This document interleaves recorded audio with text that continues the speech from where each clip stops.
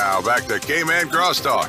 Join the conversation. Call the Crosstalk hotline, 233-1019. Brought to you by Global Medical Center and Laboratory. Welcome back to Cayman Crosstalk, and this is again one of our debates of the District of Newlands. This is the 16th debate out of 19, and with me to take us through this journey is Reshma Raghunath. Good morning. Good morning, Barry. Did you have a good Easter weekend? Yes, I did. Even though it was 4 days long, I still feel like it was too short. I know. Can we get 5 next time? I know, right? You always feel that way. Never enough. And for those of you who don't know, I'm your host, Barry Quappe. It's a script, guys. Sorry, I'm just doing what I'm told. I'm your host, and I'll be presenting the questions today. We're hosting candidates from the Electoral District of Newlands, and I'd like to thank all of our independent candidates, Alva Saku, Roy Del Carter, Wayne Panton, and Raul Gonzalez for joining us. Every candidate receives an invitation to join us for these debates and answer our questions, which were generated through input from the Compass Newsroom, political analysts, and of course you, our audience members.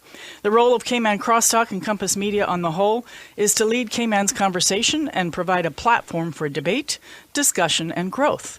Not only do we want to hear from our candidates today, we want to hear from you. So please call us on 233-1019. You can also send a WhatsApp to 324-1019. We also encourage you to use the hashtag VoteCayman when posting to social media. In addition to the 19 electoral district debates we plan to host on Crosstalk this year, the Cayman Compass will be hosting weekly election forum programs every Monday night, where our group of political insiders analyze the previous week's debates, giving you a chance to see footage you may have missed, while also offering political analysis you won't see anywhere else.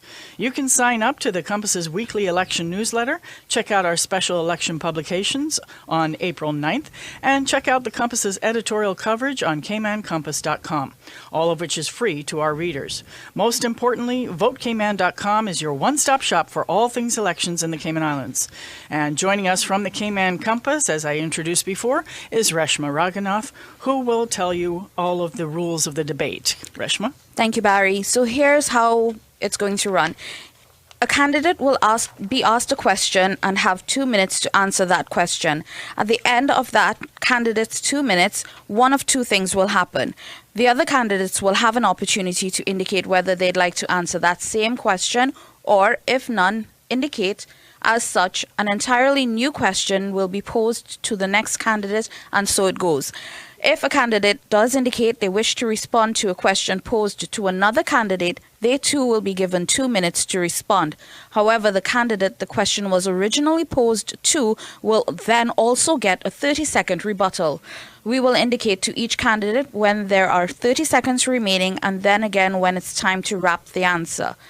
At the conclusion of this question time, we will allow each candidate to deliver a 2-minute closing statement. And, of course, I wish you all good luck. First question. In your opinion, what's the most important issue for voters in Newlands, and how will you address it if elected? Who'd like to start? Don't be shy. All right. Mr. Saku? I can't say that there's one single issue, but there are many. But I think the priority right now, given that Newlands is growing so fast, is infrastructure. Of course, that leads to a number of other considerations, not just roads. When you say infrastructure, people think roads, but roads is one part of it. Schools, school development, community development, continue developing parks and so forth. We have a great need for a flood management solution, because Newlands is low-lying and we do have persistent issues with flooding. So in my view, infrastructure really jumps out as one of the top areas that needs to be looked at immediately. Those other, I think, social and community issues that stem from that are all wrapped up in it. But my focus has to be on continuing the infrastructure improvements, making sure that as we grow, we accommodate for that growth and ensure that the residents in Newlands, in the community, are not being displaced and forced to go elsewhere because of lack of infrastructure development. Thank you for that response. Would any other candidate like to answer the same question? I'll take that. I think if there's one thing we're talking about It is going to be the traffic issues, and related to that would be safety along the roadsides in our district as well. I think our main road, which is Hearst Road, we have a speed limit which is too high. Instead of 30 miles an hour, it really should be 25 as a traffic calming measure. And we need to have proper sidewalks in place to accommodate the number of people that utilize that road to both going and coming to work, and I even see school children at times walking along the main road there. It is a relatively narrow road. No, there's very sporadic amounts of sidewalks just based on recent developments. So we need to use the existing sidewalks as a catalyst to put proper sidewalks in place. Now, the traffic issue translates both in the evenings and in the mornings. And the way for us to address that really is through, firstly, improving our public transport system, which we must do, and we must have some sort of regular public transport that comes in to Newlands and not just sporadic, as I have seen. 30 seconds. And I think we also need to electrify our public transport system so that we get away, and government needs to be subsidizing that as necessary so that we have a reliable public transport system in place. That then allows us to start looking at how we reduce the amount of cars on the road by staggering work times, busing private schools, and restricting the number of cars that can be put on the road by people who are just coming on the island with work permits. Thank you for that response. Any other candidates? Same question. Mr. Gonzalez? Morning. Good morning. Thank you for having us here. It's not just one single thing. It's a couple of stuff. Cost of living, unemployment, flooding, traffic issues, safety for our kids and the community in a whole, parks. So it's a lot of things that we have to address for the Newlands community. Also, you know, we need clinics. We need a clinic. We need a ambulance, fire truck. We need a police substation. It's the fastest growing district. And these are things that the district needs and wants. From ICCI to Countryside, we need to address that road, the Hertz Road. As Mr. Panton said, and I've been saying for a long time now, sidewalks need to be put in place. That road is very narrow and dangerous. Kids use that road and people exercising, walking, going to the schools, they're going to the playgrounds, and it's dangerous. At night, it's very dark, and losing one life is too many. 30. So I think we need to address that. And the parks, we need to address the parks to improve the quality of life of people within the community. Thank you. Thank you for that response. Mr. Carter? You have a mic on. Oh, I got my own mic. Great stuff. Thank you. Good morning. As has been previously mentioned by some of my colleagues, that there are more than one issue that faces Newlands. But, and I agree, I mean, if you put them into broad categories such as infrastructure and so forth, there are quite a number of things that's lacking there. One of the interesting things, though, is that many of these issues have been outstanding for many years, and you know, it seems as if little or nothing has been done about them. And I'm not saying that some last-minute effort hasn't been done more recently, but these are long-term issues that we should have already had resolved, or at least had a good plan in place to try to have them completed. With regards to the main road, Hearst Road into Newlands, yes, that's a big issue. It takes all of the traffic coming into Newlands constituency. And I am willing to look, explore different options or alternative options into and out of Newlands other than that Hearst Road. I think it is necessary to do so, and that we should do so as soon as practicable. The other thing that's on the minds and a concern to the residents, and I've known this from my door-to-door visits with the constituents, is that of having to provide coverage, insurance coverage in particular, for persons who 30. are unemployed or the elderly or persons with special needs. I mean, they definitely need to review the health legislation and make it much more universal or comprehensive for the constituents. Thank you for that response. Would anybody like a 30-second rebuttal? Yes, Mr. Saku. I think it's a bit misleading for Mr. Carter to say that nothing has been done in the last 4 years.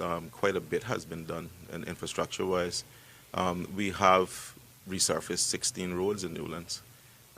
We have fixed 80% the issues 15. with the king tide flooding. And we've addressed flooding in different areas with drains and so forth. And we have now started work on a plan, an overall holistic plan to deal with drainage and flooding, stormwater Wrap. management. Thank you for that response. Anybody else need 30 seconds response? Yes, Mr. Gonzalez, go ahead. I just want to address the roads issue that my colleague just spoke about. Every election, roads are being done, and the community pays for roads, right? So that's something that we all deserve and we all need. Thank 15. you. Thank you. Mr. Panton? Yeah, I would say that I wouldn't think that necessarily king tides issues and issues around sea level rise have been addressed appropriately. I think we have failed to incorporate proper climate 15. change policies into government's planning and the planning department's approach. I agree that roads always seem to be paved at the last minute just before an election, and that is something that should happen all the time, not just once. And we still have some major areas of roads that are bad. Wrap. Okay, I'll ask you to leave me there. Do you need 30 seconds? Yes, please. Yes, sir.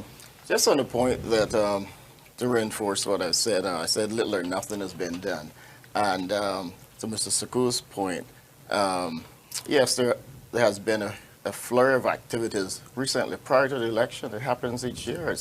Part of it 15. can be attributed to what I would consider politics.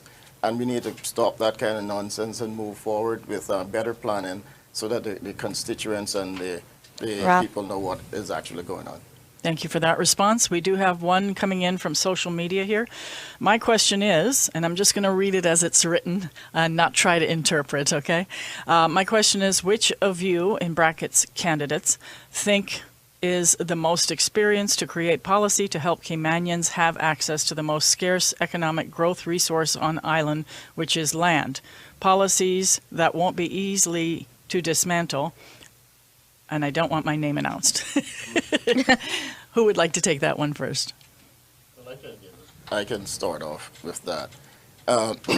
Definitely the whole issue with land use and sustainable development and all of those issues go hand in hand. But I think what we need to start doing is perhaps more education of the Caymanian landowners and so forth, to encourage them not to sell off their land if they can, but rather to do more leasing of their properties. I would also want to say that with regards to even affordable housing and if we were to say low-cost housing, that we look at how we change the construction of those. Maybe we'll need to consider some multi-purpose units and lease those to own to some of the Caymanian owners, and or duplexes or triplexes, whatever it is, on the same piece of property to get maximum use so that more Caymanians can have access to their own homes at a good value. I also believe that if it is that the property during the transfer of the land, I am in support of a tiered support for stamp duty, whereas houses or properties that have to be sold carry a higher value for the higher price cost, and that will be determined, and those of a lower value carry less or no stamp duty for Caymanians. Thank you for that response. Next candidate, who'd like to take that question?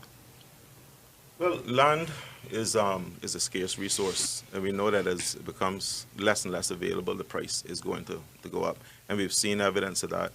I'm not convinced that that is the only reason why land prices are going up, but currently, land is becoming more and more out of reach of the average Caymanian, especially young Caymanians. One thought that I had is that, at some point, and I would like to initiate this, is that we start to set aside land for Caymanian only ownership, because in the future it's going to be a requirement, a necessity, and while it may sound a bit draconian to say that, other countries have implemented similar policies. What I would like to see is that, especially if we tie it to an incentive-based system where young Caymanian finishes their tertiary education, comes back, wants to start on their first home, that we would actually have land available at a reasonable price set aside for them, with no development fees for the first 2-3 years until they get on their feet and get going, and then they can start to contribute more. But young Caymanians that's one of the most common complaints that I'm hearing, is that, it's going to take me so long to own property. It's going to take me so long to have my first home. Banks are very good at lending money for cars and things like that, but I would very much like to see the government work with the banks to make mortgages more easily available for younger Caymanians, extending the government guaranteed loan programs, so that our young people, when they come back and they've earned it, they've put in the hard work, that they can benefit as well. Thank you for that response. Yeah. Mr. Panton. Thank you. I think that's a very legitimate question, and it's a very legitimate concern. A lot of young people are saying the same thing. They're expressing the same views. They feel disenfranchised. They feel that the Caymanian dream, which their parents experience in terms of being able to buy a property and build a house, is less and less available to them, irrespective of their level of education. And these are things that, are part of it is a reflection of the desirability of Cayman as a jurisdiction. Part of it is the fact that we have totally unrestricted land ownership in Cayman. So people can come in and buy an unlimited amount of land and hold it for an indefinite period of time in terms of speculation. So we need to really look at how we control those types of things. For example, if somebody buys a canal lot, for example, or 5 canal lots, they need to be building on them within 2 years, or they need to sell them back into the market, so that there's no restriction on supply. When they hold it indefinitely, supply is eliminated, demand continues to go up, and that drives up.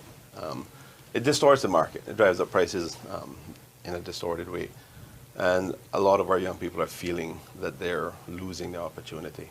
So we need to address those types of things. We need to provide government support in terms of, like Gigi Ham that was done, where they're supporting people being able to get into houses without having to find the money for the deposit.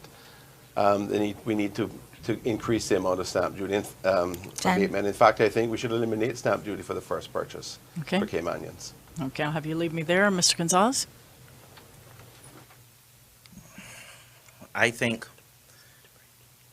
we need people who are willing to fight for the Caymanian people and stop talking right now. We need policies in place that's going to address the issues now, because people are hurting now. The Caymanians, their dream, they're missing out on the dream. They're being disenfranchised. They see no hope, the young Caymanians coming up. The middle class is becoming extinct. So we need people who are going to go in there now and put policies in place that's going to help the Caymanians achieve their dreams and their goals with education, so they could get a good quality job, they could live in this country. For home ownership, the first 3 lots that you purchase should be stamp duty free for Caymanians. The first home that you purchase, the deposit, government should stand security or work with the banks. Not everybody has $30,000 and $40,000, and we can't wait for the Caymanians to get a good education now and then come back to afford these things. What about the ones that are here now, right? So we have to put things in place now for those ones so they could achieve the Caymanian dream. 30. And properties, like I say, we need a national development plan, and that has to happen now for the Caymanians. Far too long, for the last 40, 50 years, the rich is getting richer and the poor is getting poorer. The middle class is becoming extinct. So we need now 10. to put things in place that the Caymanians could benefit now, effective immediately. Thank you. Thank you for that response, Mr. Carter. Let me just refocus on the original question and state that I believe that I am well qualified and can bring about the policies that is necessary to ensure better housing and land preservation or land 15. ownership for Caymanians. I want to also say one other thing is that some Caymanians are selling their land because of the difficulties and the challenges and the cost of living, the need to try to make ends meet, so they have to dispose of some property. Wrap. If it is that we could do that, then I think we'll be well on our way. Okay, thank you, gentlemen. We do have to take a pause right now. Thank our generous sponsors. We'll be right back after this. Crosstalk will be back to leading Gay Man's Conversation shortly on Rooster 101. Join me, Joey Hugh, and Frank Cornwall on Wednesday, April 7th at 7:30 p.m. at Kirk Market parking lot. We will tell you all about our plans for Georgetown North and Georgetown Central and how we will take the country forward. See you Wednesday, April 7th, Kirk Market. You won't want to miss this. This is a paid advertisement by the Progressives. Who are you voting for in the upcoming election? Do you know who the candidates are? Do you know where they stand on the issues? Do you know the Cayman voting process? Get all your election news at votecayman.ky. Vote Cayman by Cayman Compass is bringing you up-to-date coverage free of charge. Read the latest twists and turns, view the electoral map, do your research before heading to the polls. If it involves the election, Cayman Compass reporters are on it. The Cayman Islands election, covered intensively by Vote Cayman. Get it all at votecayman.ky. Spring is officially here. It's time for outdoor fun with the family, or maybe time to relax over the weekend. Stop by your neighbourhood Ace and we'll get you outdoor ready with a variety of essentials from sunscreen, bug spray, water bottles to coolers, hammocks and flashlights. We have the brands that you trust, including Igloo, Ocean Potion, plus ENO hammocks, Matador and more. Located at 11 Ashgo Street, Ace is open Monday to Saturday, 8 a.m. to 9 p.m. Head to your neighbourhood Ace today and follow us at Ace Cayman on Facebook and Instagram. Ace is the place with the helpful hardware, folks. Enjoy a nourishing start to the new year at Hurley's. Visit our Raw Juice Bar for our immune-boosting juices and smoothies. Check out our eatery service cases for our chef-inspired healthy meals. From stir-fries, burrito bowls, fresh salads, and the finest sushi on the island, there is something that all the family can enjoy, guilt-free. If home cooking is your thing, our aisles are packed with gluten-free, dairy-free, organic, vegetarian, and vegan options. No matter your eating habits, here's to healthier options and smarter choices at Hurley's. At Kirk Motors Napa, we have everything you need to keep your car looking and running great. With a full line of quality products available at our Georgetown and Savannah locations, Napa is your place for auto care. If you can't make it to us, we'll deliver your order anywhere on island for free. Looking for something special? We have quick turnaround on custom orders. Kirk Motors Napa, for all your auto needs. Call 949-0200 for Georgetown or 943-0200 for Savannah. Now back to Cayman Crosstalk. Join the conversation. Call the Crosstalk hotline, 233-1019. Brought to you by Global Medical Center and Laboratory. Welcome back to Cayman Crosstalk District Debates. Today we have the candidates from Newlands and we continue our discussion with them. We had a question come in from a constituent asking, what are your plans to preserve our environment? I'll start with you, Mr. Gonzalez. Thank you. To preserve our environment, well, I'm glad that the government has signed off on the landfill, because that's a national disaster waiting to happen. So we're working on that. So that's a step forward. I would ensure that that continues.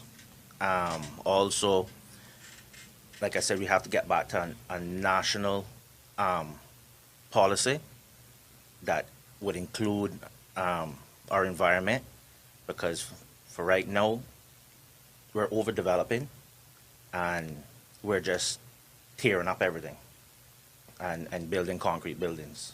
We need to come up with a national plan that is going to preserve what we have left. We can't change what has happened.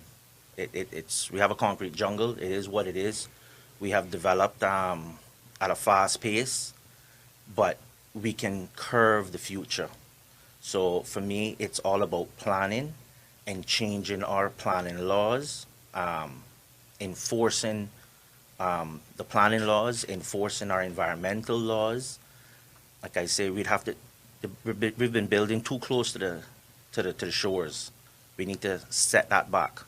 We need to preserve 30 more land.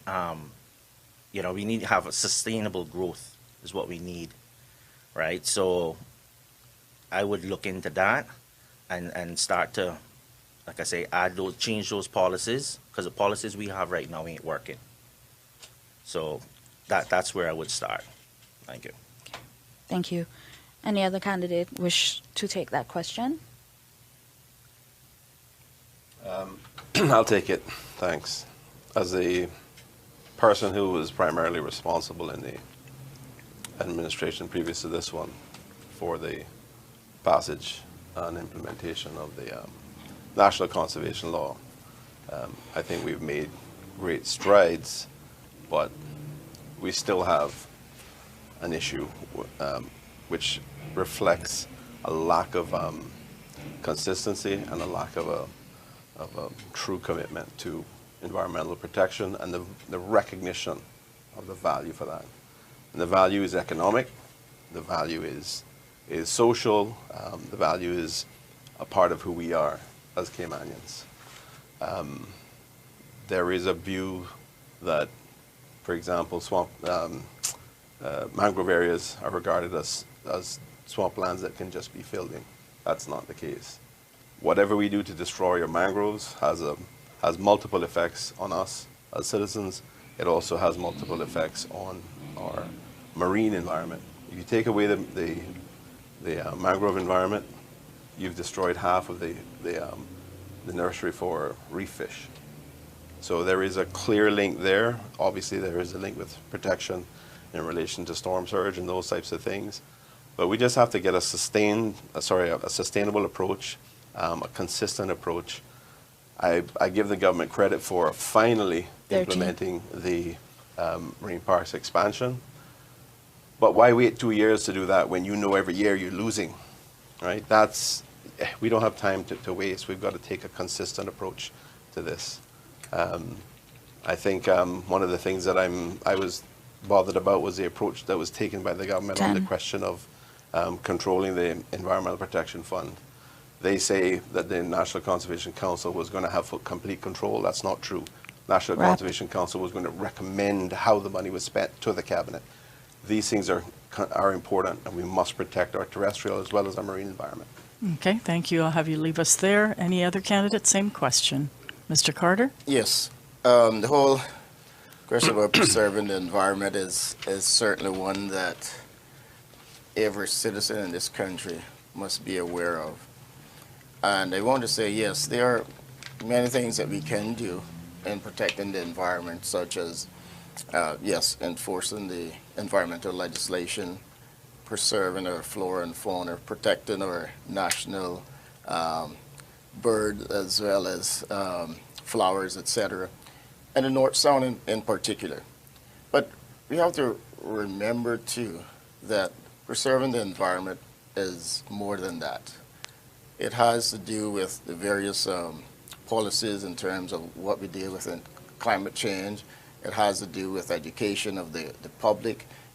We have to update our laws, although there are quite a number of laws currently on the books. One of the challenges that I found with that is actual enforcement of those laws. So we need to look at how we can enforce the laws. currently, I mean, or in the past, there have been situations where there have been clear breaches of the environmental legislation, but nothing actually happened. I think until we can have a government in place that are committed to at least enforcing those legislations that currently exist, enforcing the penalties that currently come along with that, setting an example, 30. lead by leadership here rather than just talk and no action. I think then we'll be on our way to actually accomplishing something. Thank you for that response, Mr. Saku. Well, I think that the Conservation Act, as it's called now, went a long way in starting the process, and I fully supported that legislation when Mr. Panton brought it. But I think the solution has to go much further than laws. The solution has to start from early.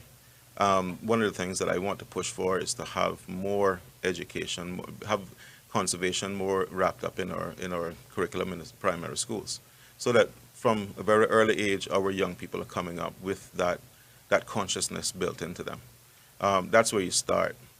Going forward, if you look at the Alliance Manifesto, you will actually see that, that a lot has been done and a lot is planned to continue our efforts. The establishment of a blue-green investment fund that is going to be used to tackle environmental issues, not just in Cayman, but regionally, partnerships with the UK government. There's a plan to hopefully, if we can get support for it, designate Little Cayman as an environmentally sensitive area so that there'll be no more development there other than people living there. That's one of the things that has to be done.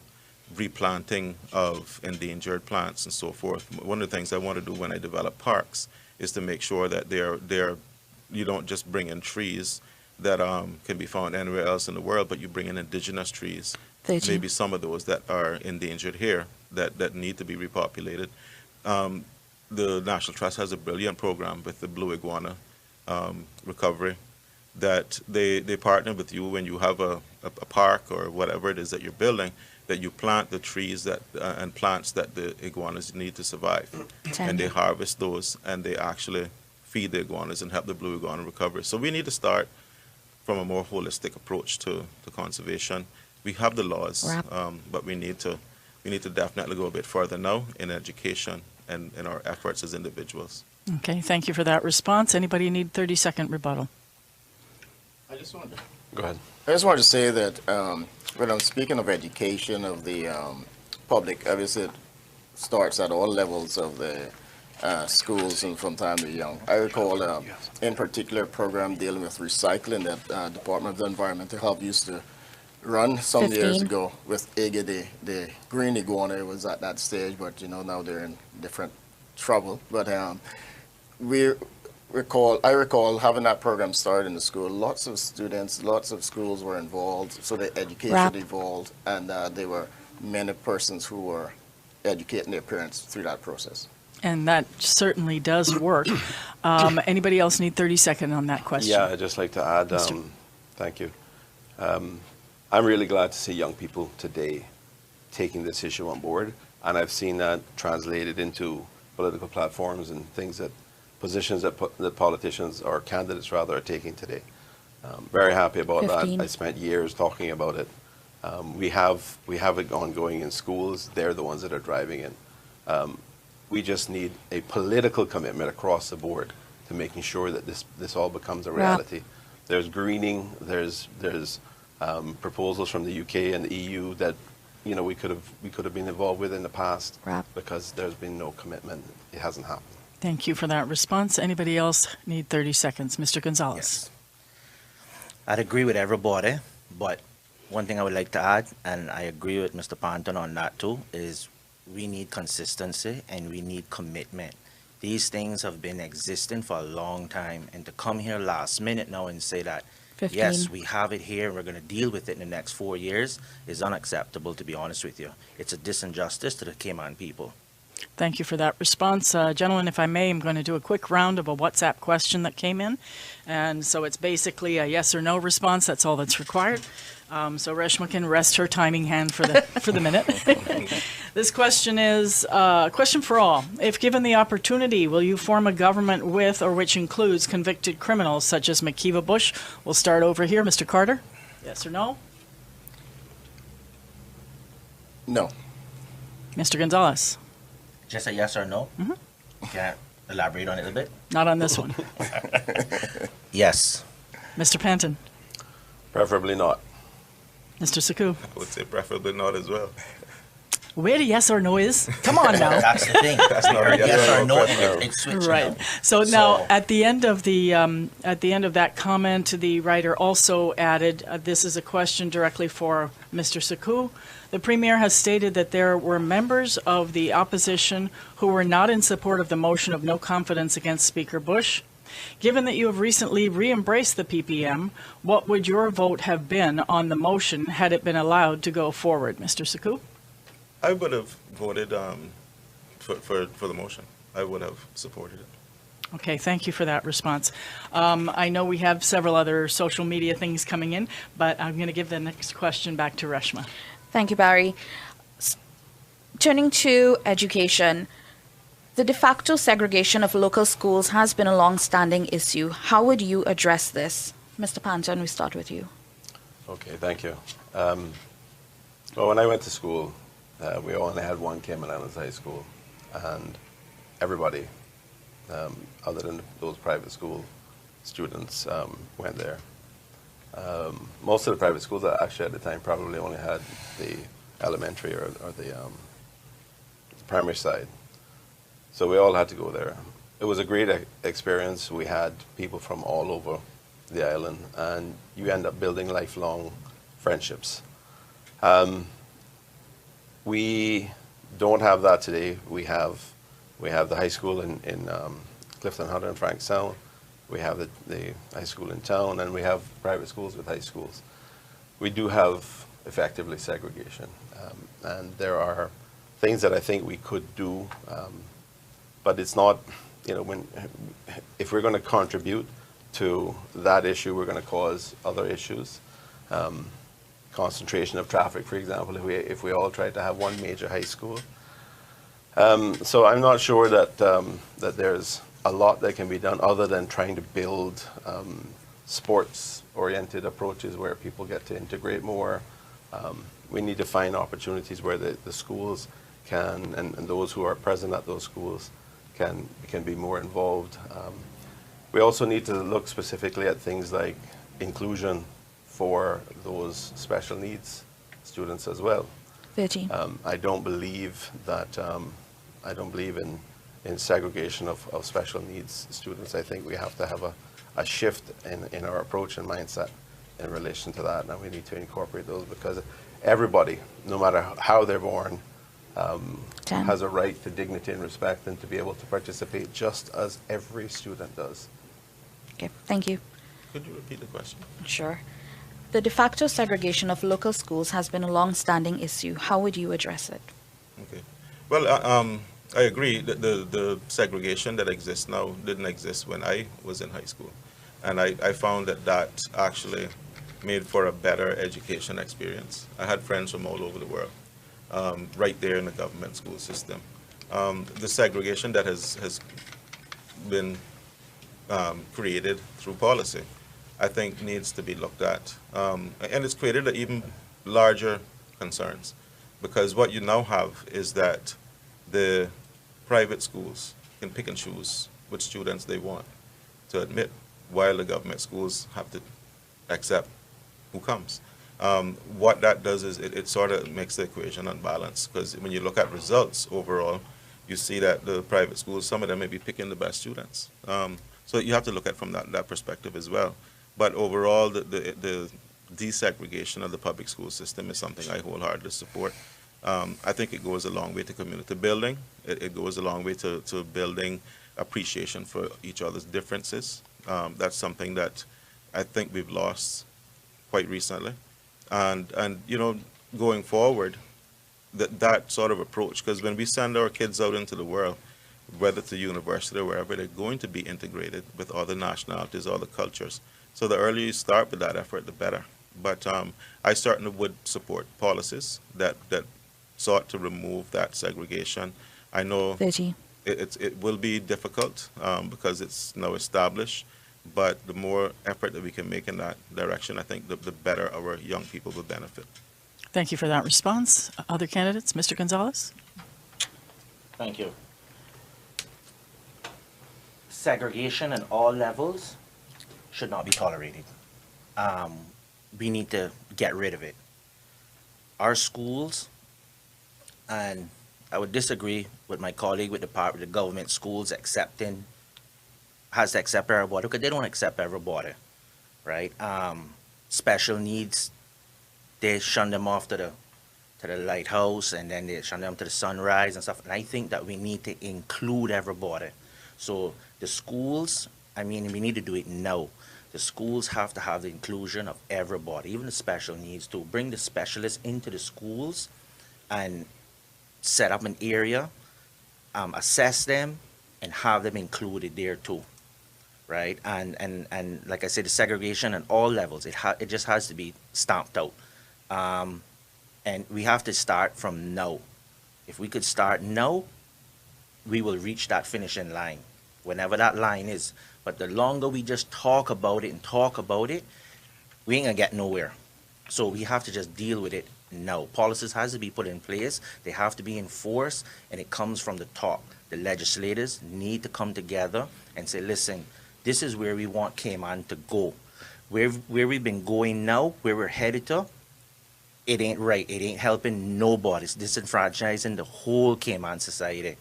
So for me, like I say, we have to start now. We need people who are going to go inside there and say, listen, policies do make changes, and we are going to start with the changes here now. These are the policies that we're doing to benefit the Cayman people, and all-inclusive, special needs, poor, middle, rich, it doesn't matter where you come from. Thank you. Thank you for that response. Mr. Carter? Yes, I believe there needs to be better integration of the schools. You know, it is through the integration with students that they get to know one another, that they currently what is happening now is a process of failed policies over the years. I believe initially when this was set up where just Caymanians go to the public schools and non-Caymanians go basically to the private schools was an attempt to control the number of students on the demand for the government schools. But I think we need to expand that whole process, either turn the schools into more, whether it's academy type thing, but definitely I want to include all of the students at all levels, regardless of their capabilities or the physical or mental challenges. You need to include them there, because one of the issues that we're having with this separation of students is it's reverting to some other indirect social issues, and you have a lot of sort of bashing and bullying of students, etc. And because the students are not working together during their formative years, it becomes much more of a challenge for them socially in growing up. So integration from that perspective will be helpful. And of course, even though we're talking about integration, I want to ensure that we have a higher standard of education that's applied across the board to all of these schools. So regardless of which student goes there, you don't have to have money, so to speak, to enter a school. You should go there for high quality education, and everyone that's coming out of those schools should be able to complete a high standard of education. Thank you for that response. Anyone need a 30? A 30? Just to respond to Mr. Gonzalez, I know he mentioned that the Sunrise Center was an option, but that's only for adults. I think the issue, the schools do have special needs students. What we need to be concerned about is how we're addressing the special needs. I think that's where we're failing, because we don't, it can take up to 2 years for a special needs child to be identified, diagnosed, and a treatment plan developed for that child. The resources aren't there, and that's where I think we need to focus. I don't think there's too much of an issue with integrating special needs kids into the classroom, but when they're there, how do we deal with it? How do we handle it? Thank you for that. Anybody else need a 30? Yeah, I just wanted to say, just sticking with the special needs for the moment, one of the difficulties that I have observed is when they age out of Lighthouse School, for example, that is a segregated school.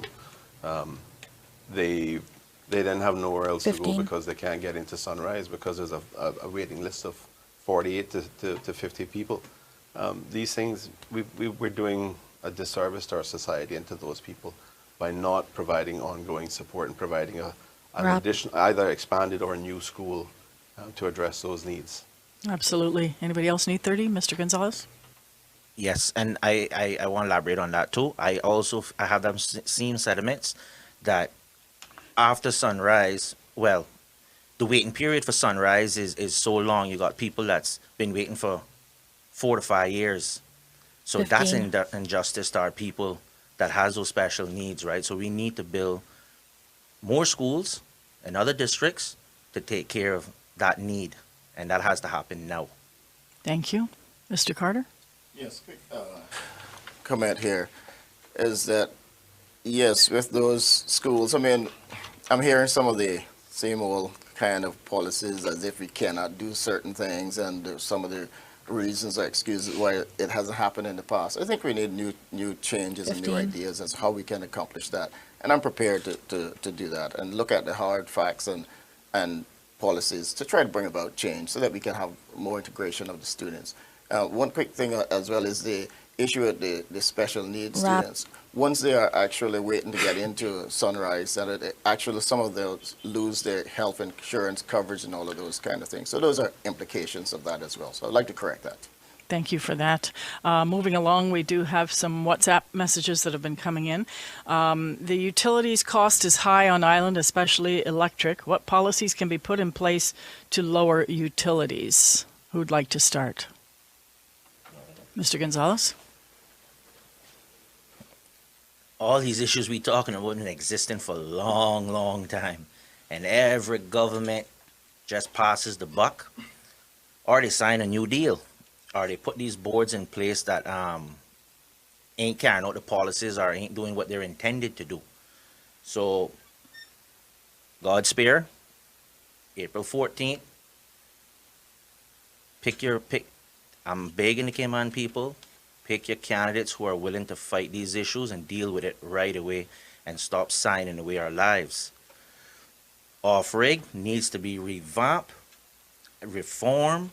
They need to be carrying out what they're supposed to be doing with CUC, with the fuel charges. We don't know how the electric bill, the utilities, it determines everything else on this island. It sends the cost of living up high. Groceries, everything, insurance, you name it.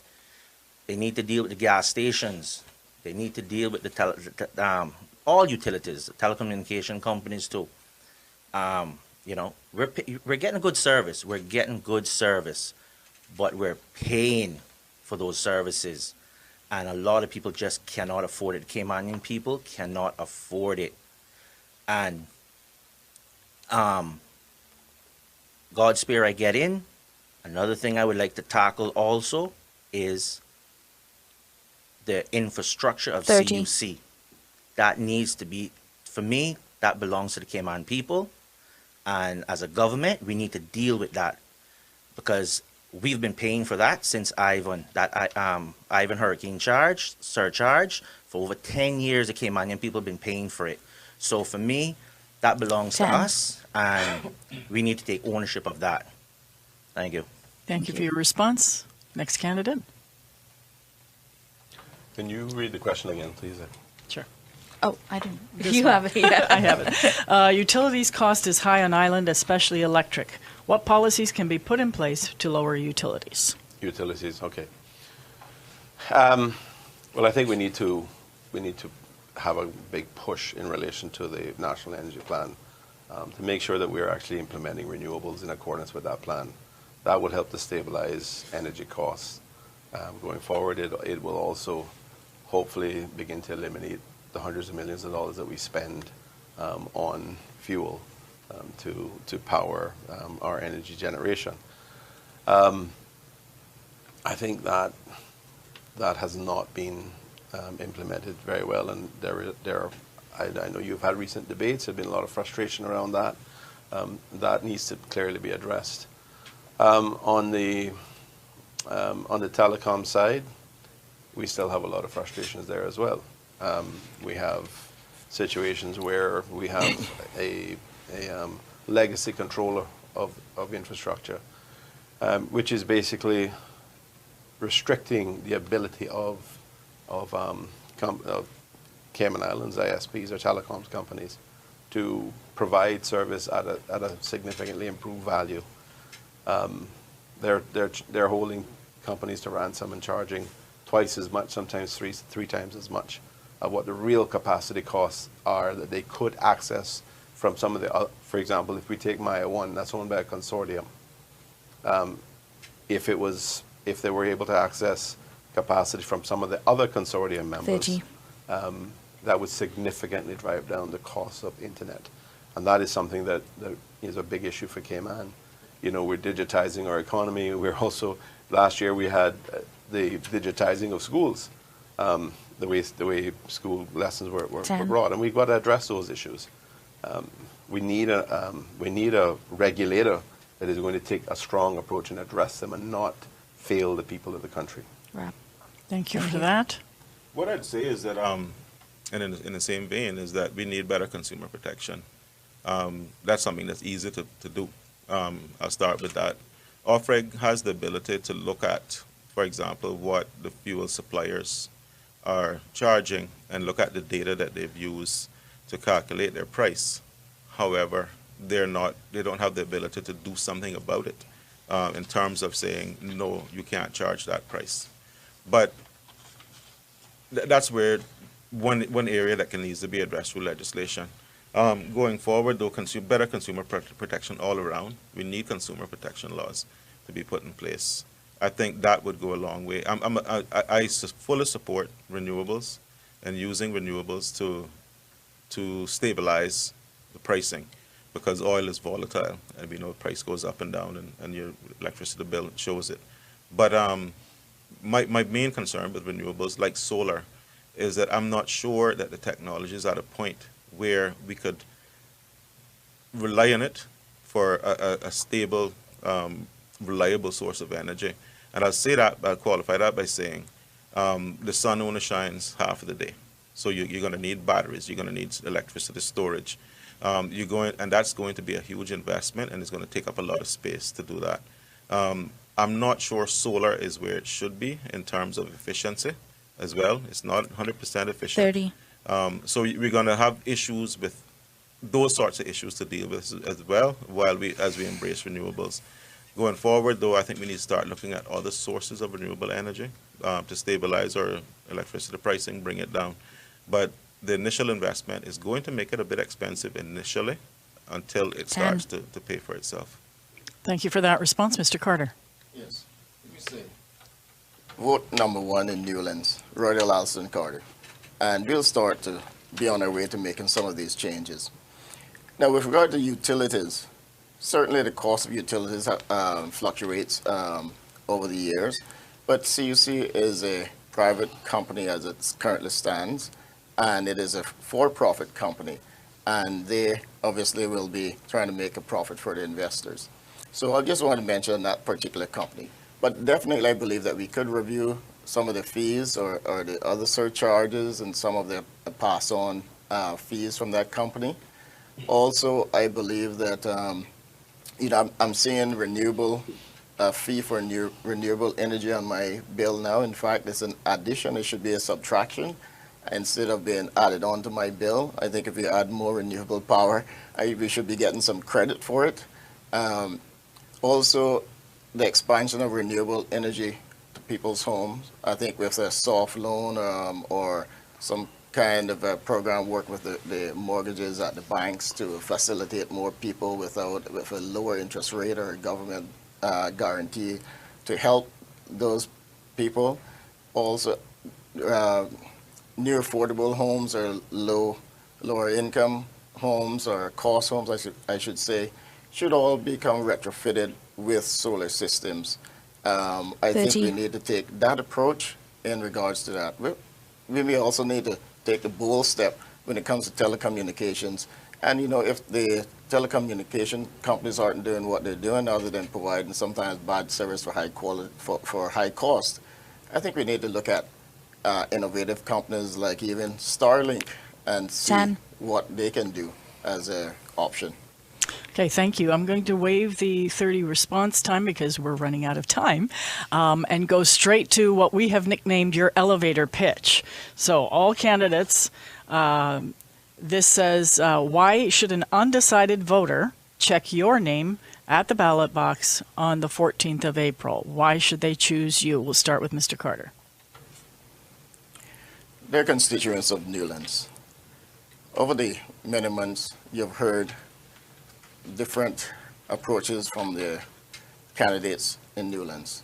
Some of the former and the current representatives have been there for years, and now it seems as if they have realized what needs to be done, maybe because it's election time again.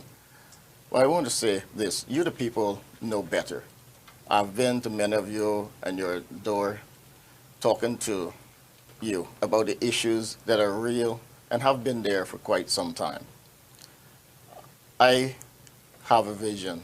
I have a vision that the people of Newlands should live and happy, healthy, and integrated. We should all live in a happy, healthy, and integrated community where we have the necessary facilities, amenities, services, and so forth, that all of us, the children, youth, special needs, elderly, live together in harmony so that we can move forward with working together to accomplish the things that we want. On April 14th, I'm asking you to select me to represent you as your candidate. Vote number 1, Roy Alson Carter. We've seen the representatives flip-flop and hop and jump all over the place. It's time to put a stop to that. Vote number 1, Roy Alson Carter. Thank you. Thank you, Mr. Carter. Mr. Gonzalez, why should an undecided voter choose you? To my people, you see where the country is going, where this ship is heading and where it's been heading, and where we're coming from. I always say we need a plan, and I've been canvassing home to home, listening to your concerns, and coming up with solutions to the way forward. I, for one, and many more like me, ain't happy. Our Caymanian people are suffering. Far too long now, like I said, the country has grown at a rapid pace, and it has left people behind. They fell through the cracks, and they're just there, and we continue moving forward on development and more money. That has to stop. We have to say what are we doing? Who are we building for? Now, if you want change, and I think everyone deserves it, I think the Caymanians deserve that opportunity to live that Cayman dream. You had plan A, it didn't work, you went to plan B. If you are happy with plan B, leave it the way it is. I, for one, ain't happy, and I know a lot ain't happy. And Ray 10. Charles could see where we're going. So pick plan C, Raul Gonzalez Jr. for Newlands, for change for the Cayman Islands and Newlands. Thank you for that response, Mr. Panton. Thank you. I think if the voters want decency restored, if they want a higher standard of representation, if they want people who have experience, who have a proven track record, they will look at somebody like myself who has worked very hard during the time I was in office, performed at a very high level as a minister. Somebody who is humble enough to say, the reason I am not the incumbent now is I got the balance wrong. I worked too hard on the national issues. I spent too much time traveling, addressing the issues in relation to financial services and others, and I didn't spend enough time addressing specifically the needs in relation to the community. My approach is different on this time around. I am committed to addressing community building. That's the basis of my my platform that I share with my other two colleagues, and that means I have a focus, and I'm committed, at least in terms of half of my effort, to addressing local community issues and not leaving that out. Of course, I am very capable, and I'm certainly experienced in terms of being able to address all the national issues as well. I intend to be able to do that. I intend to be able to get the right balance, and I want to achieve a quality of life which is second to none for the people of Newlands, but generally for the people of the Cayman Islands as well. So I'm going to steadfastly and strongly pursue every effort, every policy that's going to help the people of the Cayman Islands, and specifically make the lives of my constituents in Newlands better. Thank you, Mr. Panton. Mr. Sakul. Thank you. And I want to thank my colleagues for being here to participate in this debate this morning. My constituents know me. They know who I am. They know what I have done for the past 8 years. I have a proven track record, and I have gone around and spoken to many of them quite recently discussing that track record. So many of my constituents know what I've done. I don't need to spend time trying to prove that. Going forward, I think Newlands needs to continue to have me as their representative, because they know my commitment to the community. They know how much I care about my constituents. They know how much I care about the issues that impact them. In terms of promises, political promises that candidates make, it's easy to make promises, but it's hard to deliver, especially when you're going it alone, when you're on your own as an independent, and you may have great ideas, but it's going to be difficult to deliver those unless you're working with a team. I have committed to transparency in my approach to who I'm going to work with, who I intend to work with. I saw what the country went through last election. I don't want to put the country through that again, that uncertainty. So I have committed to the alliance, and the alliance has developed a manifesto that reflects the wishes of the entire country.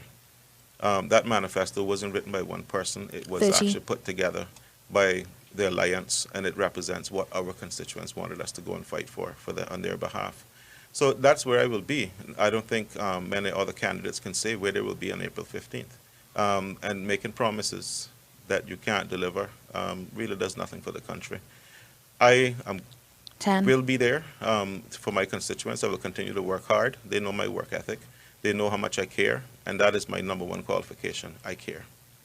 Thank you for that response. Gentlemen, I want to thank you all for coming in this morning and having a good example of what a debate should be like. Sorry we didn't have more time to cover more ground, but really appreciate your attendance to the program this morning. And of course, much appreciation to our excellent journalist, Reshma Raghunath, for being by my side this morning.